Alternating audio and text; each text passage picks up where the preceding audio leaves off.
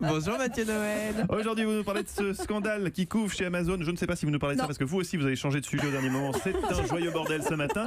Vous nous parlez aujourd'hui d'une pépite française, d'une start-up. Voilà, exactement, qui s'appelle comment? Là, j'ai bon. WeThings. WeThings, ouais. On y était presque. WeThings. C'est l'idée.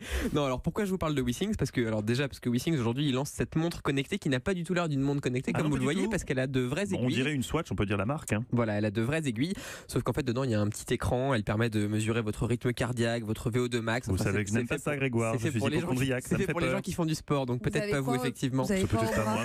Sans prix. Vous avez quoi au poignet? Rien.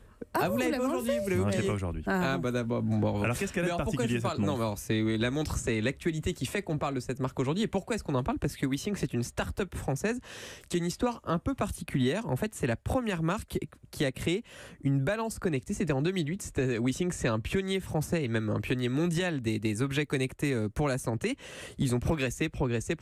Et puis en 2017, patatras, ils se sont fait racheter par Nokia. Enfin, ils se sont vendus à Nokia.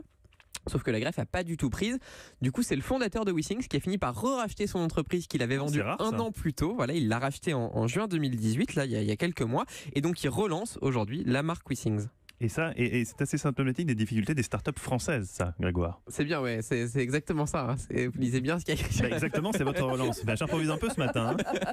Non, oui, effectivement. Le problème, c'est qu'on a de bonnes idées dans les startups françaises. Elles ont plein de bonnes idées. Elles commencent à développer des choses.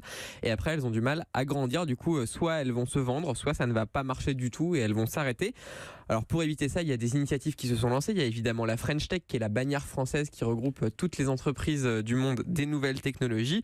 Parce qu'aujourd'hui, il y a beaucoup d'entreprises. Il y a assez peu d'entreprises qui marchent. Il y a Netatmo qui fait des objets pour la maison connectée, des caméras ou des radiateurs connectés. Voilà, je vais retrouver le mot.